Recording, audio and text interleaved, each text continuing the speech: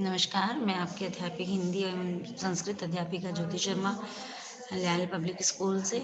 जैसा कि हम लोगों ने कल हमारा जो चतुर्दश पाठ है अर्थात पाठ नंबर 14 जो है आर्यभट्ट हमने पढ़ा था। आर्यभट्ट में हमने यहाँ तक बता दिया था कि मानव जो है वो पृथ्वी को स्थिर अनुभव करता है और जो सूर्य आदि ग्रहण है वो गतिशील होते हैं। तो चले आगे देखते हैं 476 खिस्राब्दे 476 जिसे संस्कृत में बोलते हैं षट सप्त अधिक चतुःशततमे वर्षे अर्थात 476 खिस्राबे आर्यभट जन्म लब्धवानीति तेनैव विरचते आर्यभट्यम इत्य अस्मिन् ग्रंथे उल्लिखितम्। क्या का बताया गया देखो, किस 476 ईस्वी वर्ष में आर्यभट्ट है, आर्यभट्ट जन्म लब्ध बनी थी। उन्होंने क्या किया, आर्यभट्ट ने जन्म लिया। लब्ध धातु जो होता है वो प्राप्त करने के अर्थ में होता है, ठीक है। तो उन्होंने आर्यभट्ट ने जन्म लिया।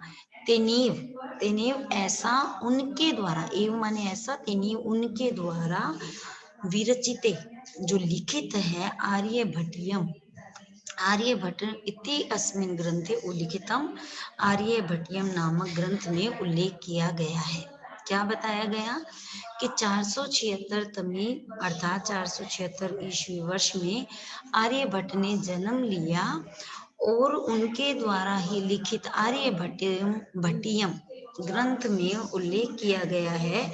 यह उल्लेख किया गया है ग्रंथो अयम तेन त्रयोविंशतितमे ग्रंथो अयम कि यह ग्रंथ, अयम माने यह ग्रंथ, तीन माने उनके द्वारा मतलब आर्यभट्ट के द्वारा, यह ग्रंथ उनके द्वारा त्रयोविश मतलब 23 है ना। त्रयो माने 3 और विश माने 20, 20 और 3 23।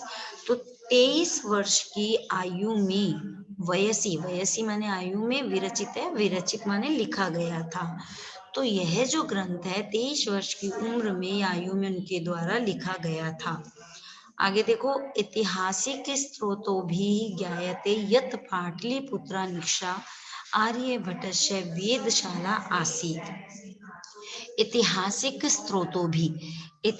स्रोत जो है उनसे ज्ञायते मतलब ज्ञात होता है कि, यत माने कि, ज्ञात होता है कि पाटलिपुत्र निक्षा, पाटलिपुत्र के निक्षा मतलब पास में या निकट, पाटलिपुत्र के निकट आर्यभट्टस्य वेदशाला, आर्यभट्ट की वेदशाला आसीत माने थी। वेदशाला का मतलब क्या हुआ, जहां पर ग्रह नक्षत्र इनको जानने की प्रयोगशाला होती है। जैसे विद्यालय तो हम विद्या सीखने आते हैं, वैसे ही वेदशाला में ग्रह नक्षत्रों के जानने की जो है प्रयोगशाला होती है। अनेन इदम अनुमीयते, अनेन मतलब इससे, इदम अनुमीयते यह अनुमान, अनुमीयते अनुमान, यह अनुमान किया जाता है कि यत की तस्य कर्म भूमि पाटलिपुत्र एव आसीत, कि उनकी कर्म भूमि मतलब जहां पर वो अपने कार्य करते थे वो कर्म भूमि कौन सी है उनकी, वह कर्म भूमि पाटलिपुत्र ही थी। एव माने ही, ठीक है। आगे देखो, आर्यभट्टस्य योगदानम गणित ज्योतिषा संभ्रदम वर्तते यत्र संख्यानाम आकलनम महत्वम आदधाति। क्या बताया कि आर्यभट्टस्य योगदानम, जो आर्यभट्ट का योगदान था या योगदान, गणित ज्योतिषा संवर्धम, गणित ज्योतिष से संबंध था, वर्तते संबंध था, यत्र जिसमें संख्या नाम आंकलनम, संख्याओं का क्या किया जाता था, जिसमें संख्याओं का जो आंकलन है या गणना, महत्वम आददाती महत्व रखती है, जिसमें संख्याओं का गणना या संख्याओं का आंकलन जो है वो महत्व रखती है। आर्यभट्ट फलित ज्योतिष शास्त्रे न विश्ववसीति स्म, आर्यभट्ट फलित ज्योतिष में, आर्यभट्ट जो है वो फलित ज्योतिष शास्त्र में विश्वसिति में विश्वास नहीं रखते थे। फलित जैसे जो ये पंडित वगैरह बताते हैं उनके बारे में कहा गया कि आर्यभट्ट फलित ज्योतिष में विश्वास नहीं रखते थे। गणितीय पद्धतया कृतम् आकलन आधृत्य एव तेन प्रतिपादम यद ग्रहणे राहु केतु नाम को दानो न अस्ति कारणम। क्या बताया गया कि गणितीय पद्धति, जो गणित पद्धति से कृतम किए गए, गणित पद्धति से किए गए आंकलन को आधृत्य आधार, आंकलन को आधार मानकर ही उन्होंने तेन प्रतिपादम पादितम, उन्होंने प्रतिपादित किया कि यद ग्रहणे राहु केतु नाम को दानव न अस्ति, कि ग्रहण में राहु और केतु नामक दानव कारण नहीं है। कई बार ऐसा बोलते हैं ना, जब हम किसी पंडित के पास जाते हैं तो क्या होता है, वो पंडित कहता है इसका राहु काल खराब चल रहा है, इसका जो केतु है वो भारी है, इसका शनि भारी है, इसका मंगल भारी है। तो यहाँ पर ये बात बताई गई है कि जो गणितीय पद्धता कृतम, मतलब कि गणित पद्धति जो है उसमें राहु और केतु नामक दानव कारण नहीं है। तत्र तो सूर्य चंद्रमा, तत्र तो सूर्य चंद्र पृथ्वी इति त्रीणि एव कारणानि।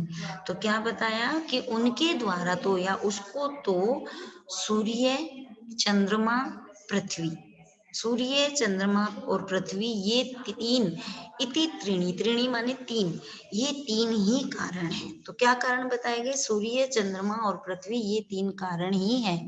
सूर्य परितः भ्रमन्तयाः पृथ्व्याः चंद्रस्य परिक्रमा पाथेन संयोगाद ग्रहणम भवति। देखो सूर्य परितः है कि सूर्य के चारों ओर भ्रमंतया, भ्रमंतया किसके अर्थ में आती है, घूमने के अर्थ में है ना, ब्रह्म धातु। तो देखो सूर्य के चारों ओर घूमती हुई पृथ्वी या पृथ्वी के चंद्रस्य परिक्रमा पथेन, चंद्रमा के परिक्रमा मार्ग के द्वारा, मार्ग पथेन माने मार्ग, परिक्रमा मार्ग के द्वारा संयोगात ग्रहणम भवति, संयोग होने से ग्रहण होता है। कभी आपने अभी जैसे हम सुनते हैं चंद्रमा, आज चंद्रमा ग्रहण है, आज सूर्य ग्रहण है, ऐसा होता है ना। तो देखो क्यों होता है वो सूर्य ग्रहण चंद्रमा ग्रहण, तो सूर्य परितः भ्रमंतया पृथ्वीया, कि सूर्य जो है वो सूर्य के चारों ओर घूमती हुई पृथ्वी के चंद्रमा के परिक्रमा मार्ग के द्वारा संयोग होने से जो है ग्रहण होते हैं।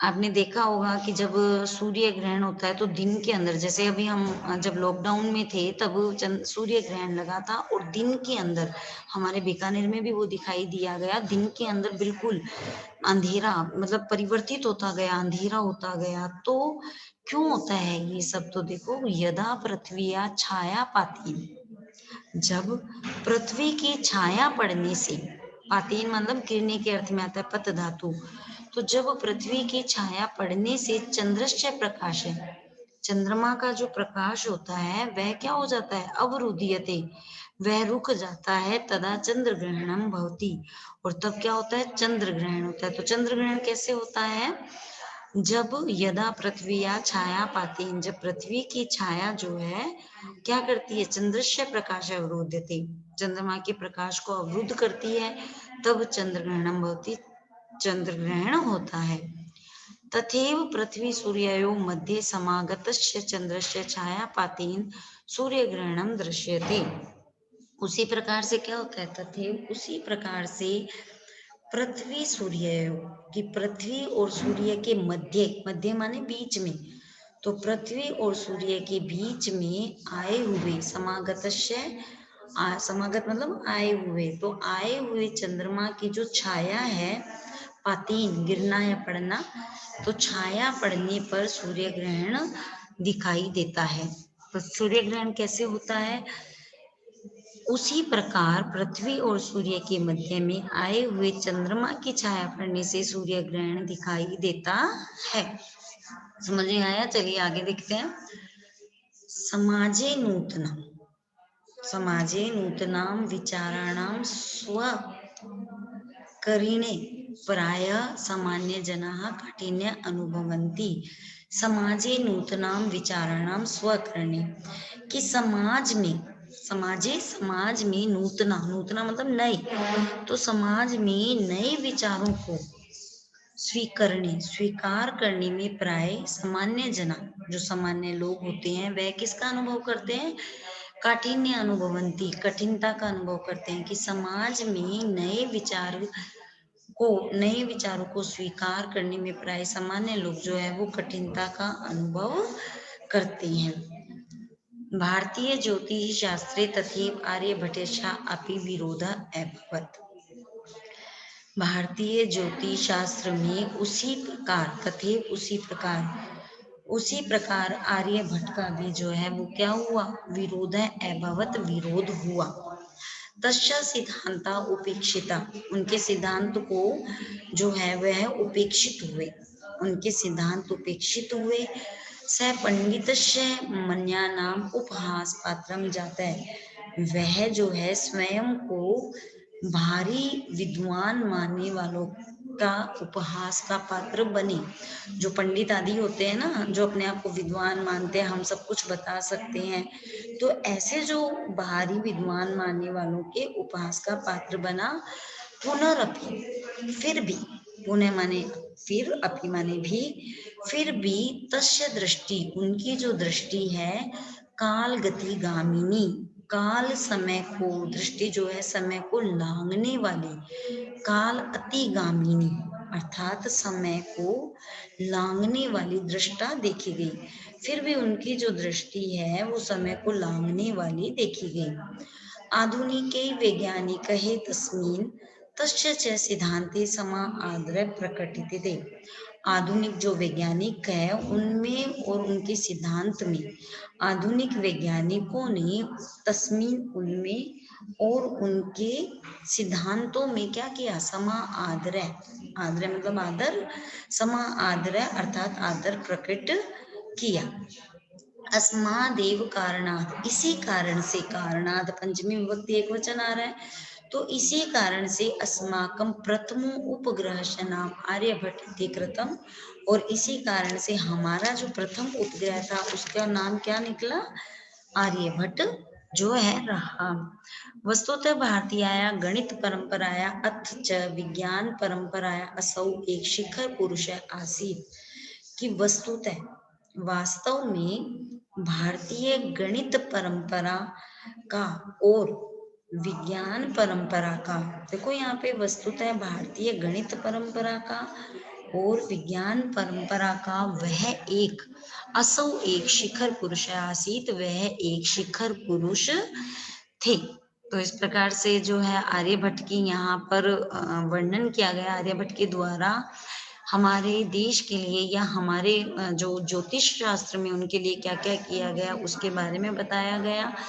तो आशा करती हूँ आप लोगों को जो ये चतुर्दश पाठ है, हमारा अंतिम, हमारे पाठ्यक्रम का जो पाठ है वह आप लोगों को समझ में आ गया होगा। तो चलिए अब मैं अपने इस चैप्टर को यहीं पर विराम देती हूँ और इसका मूल्यांकन कार्य जो है हम अगले अध्याय में